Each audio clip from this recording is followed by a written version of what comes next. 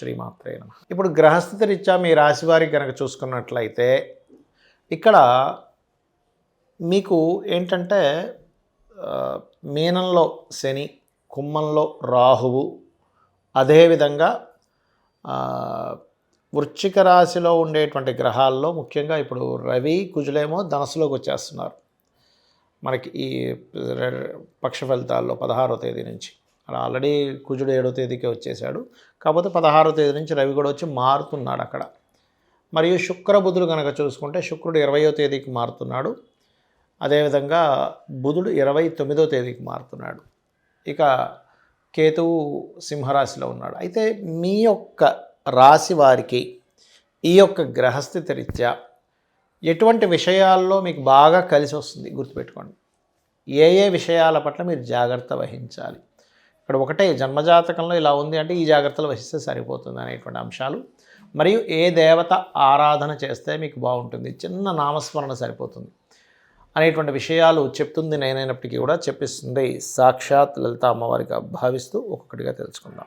మిథునం వారి కనుక చూసుకున్నట్లయితే ప్రధానంగా రాశిలో గురువు యొక్క సంచారము మీకు జరుగుతుంది. దీనివల్ల కాస్త ఉద్యోగము, వివాహ సంబంధించిన విషయాలు, జీవిత భాగస్వామి, లైఫ్ పార్ట్నర్ ఆర్ బిజినెస్ పార్ట్నర్తో ఉండేటువంటివి ఏవైతే ఉన్నాయో ఆ యొక్క అంశాలు కొంత మీకు స్ట్రెస్ని ఇస్తుంటాయి, గుర్తుపెట్టుకోండి.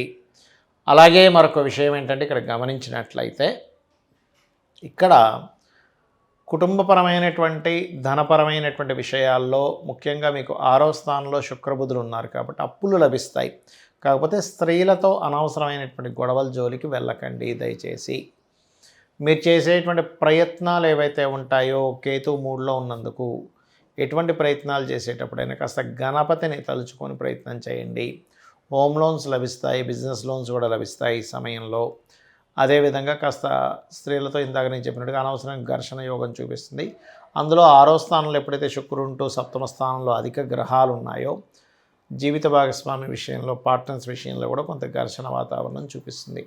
కాస్త దూర ప్రాంతాలకు వెళ్ళి విద్య అభ్యసించాలని చెప్పి ప్రయత్నం చేసేటువంటి వారికి చక్కటి ఫలితాలు రానున్నాయి.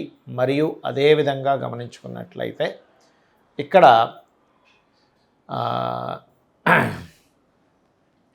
ఈ 7వ స్థానము ఏదైతే ఉందో 7వ స్థానంలో ఉండేటువంటి అధిక గ్రహాల మూలంగా మీకు మాత్రమే కాకుండా మీ జీవిత భాగస్వామికి కూడా కాస్త అనవసరమైనటువంటి ఘర్షణలు జరగనున్నాయి. కాబట్టి ఈ యొక్క విషయంలో కాస్త జాగ్రత్తగా ఉండాలి. ఉద్యోగ అవకాశాలు కూడా వస్తాయి. దశమంలో శని ఉన్నంత మాత్రం ఇబ్బంది ఏం కాదు, కాకపోతే కాస్త వర్క్లో కాస్త ఎక్కువ స్ట్రెస్ ఉంటుంది. అదేవిధంగా వ్యాపార సంబంధించినటువంటి విషయాల్లో అభివృద్ధికరంగా ఉంది. వ్యాపార అభివృద్ధి అయితే అందులో ఎటువంటి డౌట్ లేదు. కాకపోతే మీరు కాస్త ఎక్కువ గణపతి ఆరాధన చేస్తూ ఉంటే ఏవైతే మీకు లాభాలు రావాలో ఆ లాభాల విషయంలో ఎటువంటి ఆటంకాలు కలగకుండా, మరియు ఓం మాణిక్య మకుటాకార జానుద్వై విరాజితాయ నమః అనే మంత్రం చేయండి. తద్వారా మీకు ఉద్యోగ సంబంధించినటువంటి అంశాల్లో బాగుండడం కూడా జరుగుతుంది. ఇప్పుడు ఉన్నటువంటి గ్రహస్థితికి మీ యొక్క జన్మజాతకంలో కనుక ఇప్పుడు చూడండి పాపగ్రహాల యొక్క సంబంధం అధికంగా ఉంది. అయితే మీ జన్మజాతకంలో ఏ భావం బలంగా ఉందో ఆ భావానికి ఎటువంటి ఇబ్బంది ఉండదు. అంటే ఎలా తెలుసుకోవాలి అంటే ఒక పర్సనల్ చార్ట్ చూసినప్పుడు లగ్నం కనుక మంచి శక్తివంతంగా బాగుంది అంటే ఎట్టి పరిస్థితుల్లో మీకు ఇబ్బంది రాదు అని అర్థం చేసుకోవాలి. అంటే ఏమిటి లగ్న బలము అంటారు. దాన్ని ఎలా బలం చేసుకోవాలంటే మీ లగ్నాధిపతి ఎవరు, దానికి సంబంధించిన అధిష్టాన దేవత ఎవరైతే ఉంటారో అధిష్టాన దేవత సంబంధమైనటువంటి అనుష్ఠానం తీసుకోవడం మంచిది. దాని ద్వారా మనిషి ఎదుగుదల ఉంటుంది.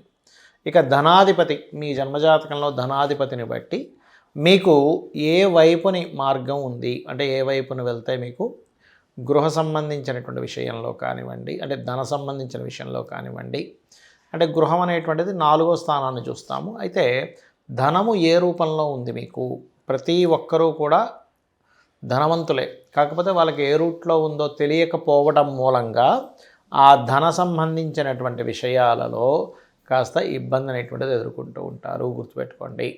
అలాగే మరొక విషయం ఏంటంటే ఇక్కడ గమనించినట్లయితే ఇక్కడ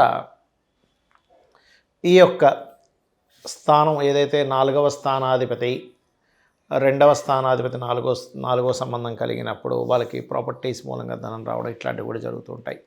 అయితే మీరు ఎప్పుడూ కూడా మీ జన్మజాతకంలో 3వ స్థానం కనుక బాగుంది అన్నప్పుడు మీరు చేసే ప్రయత్నాలు సాఫీగా అవుతాయి. అలా కాకుండా ఇప్పుడుండే గోచారం కనుక మీ 3వ స్థానాన్ని ఎక్కువ కనెక్ట్ అయితే మీ జన్మజాతకంలో 3వ స్థానంలో ఏ గ్రహం ఉందో ఆ గ్రహానికి సంబంధించిన పరిహార మార్గం చేసుకోవడం వల్ల మీరు చేసే ప్రయత్నాలు సక్సెస్ఫుల్గా అవుతాయి.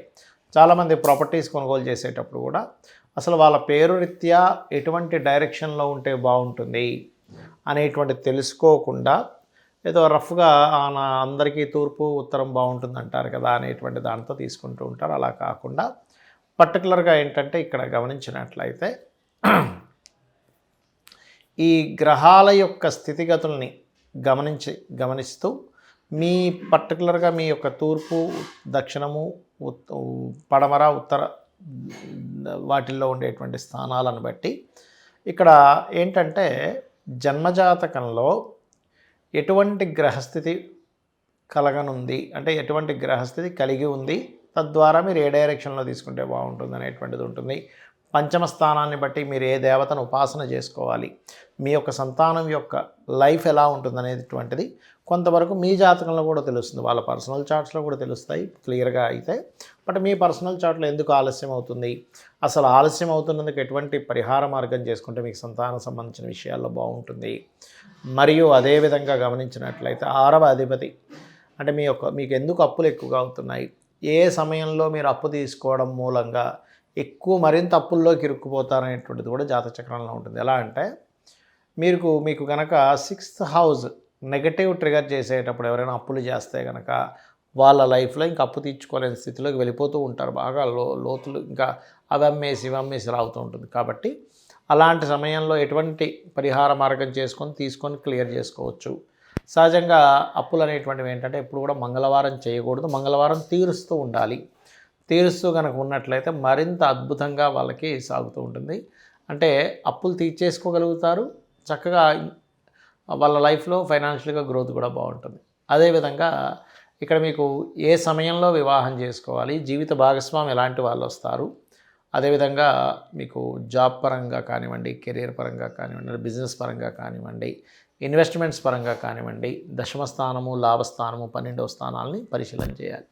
అయితే ఎప్పుడైనా ఒకటే గుర్తుపడ, మనకి జన్మజాతకం లేదు కానీ జన్మజాతక చక్రరీత్యా మనకి ఏం చేసుకోవాలో తెలియట్లేదు, అప్పుడు ఏం చేయాలి అంటే ఒకటే గుర్తుపెట్టుకోండి, మీకు ఫైనాన్షియల్గా బాగా ఇబ్బంది వస్తుంది.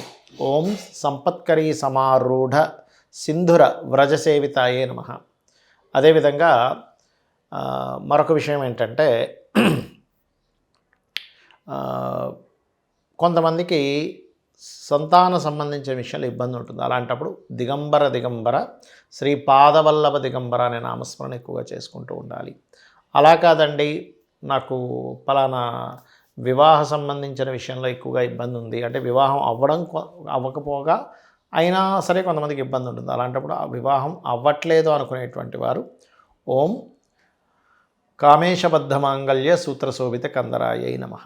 వివాహం అయి కూడా నేను ఇబ్బంది పడుతున్నాను అనుకునేటువంటి వారికి ఓం శివకామేశ్వరాంకస్త శివా స్వాధీన వల్లభాయై నమః అనే మంత్రం చేసుకుంటూ ఉండాలి. అదేవిధంగా మరొక విషయం ఏంటంటే ఇక్కడ గమనించినట్లయితే ఈ యొక్క జన్మజాతకంలో చూసుకున్నట్లయితే ప్రతిదీ కూడా ఎలా ఉంటుందంటే మనం తెలియకుండా అసలు బిజినెస్లో బాగుంటుందా లేకపోతే కెరియర్ జాబ్ చేసుకుంటే బాగుంటుందా అనే విషయంలో సంశయిస్తున్నప్పుడు జన్మజాతకం లేనప్పుడు మీ మనసు జాబుల వైపే నాకు బాగుంటుంది అన్నప్పుడు మీకు జాబులు అనేటువంటివి ఏదైతే జాబ్ చేస్తుంటే తొందరగా దొరుకుతుంటాయి. మీకు ఎంత ప్రయత్నం చేస్తున్నా జాబ్ అనేది రావట్లేదు, ఎప్పుడూ ఏదో ఒక బిజినెస్ మూలంగానే ధనం వస్తుందంటే మీ జన్మజాతకం లేనప్పుడు మీరు బిజినెస్ లైన్స్లోకి వెళ్ళొచ్చు. అలాగే ప్రశ్న వేసుకొని కూడా ప్రశ్నాశాస్త్రపరంగా ఏ బిజినెస్ మనకు వస్తుందో కూడా తెలుసుకోవచ్చు. అయితే మనకి ఇవేమీ తెలియవు అని అనుకునేటువంటి వారు జాబ్ పరంగా మంచి గ్రోత్ రావాలి అంటే కనుక మీరు ఓం మాణిక్య మకుటాకార జానుద్వయ విరాజితాయై నమః. అదేవిధంగా ఓం ఇంద్రగోప పరిక్షిప్త స్మరతూనాభజంగికాయ నమః అనే మంత్రం చేసుకుంటూ ఉండాలి. ఇవి కనుక చేసుకుంటూ ఉన్నట్లయితే ఖచ్చితంగా మీకు బాగుంటుంది, అందులో ఎటువంటి సందేహం లేదు. జ్యోతిష్ శాస్త్రాన్ని ఏదో మూఢనమ్మకంగా కాకుండా అదొక శాస్త్రము అంటే మనకి రూట్ చూపించేది అనేటువంటి భావంతో తెలుసుకుందాం. అమ్మవారి యొక్క అనుగ్రహాన్ని మనం పరిపూర్ణంగా పొందుదాం. శ్రీమాత్రే నమః.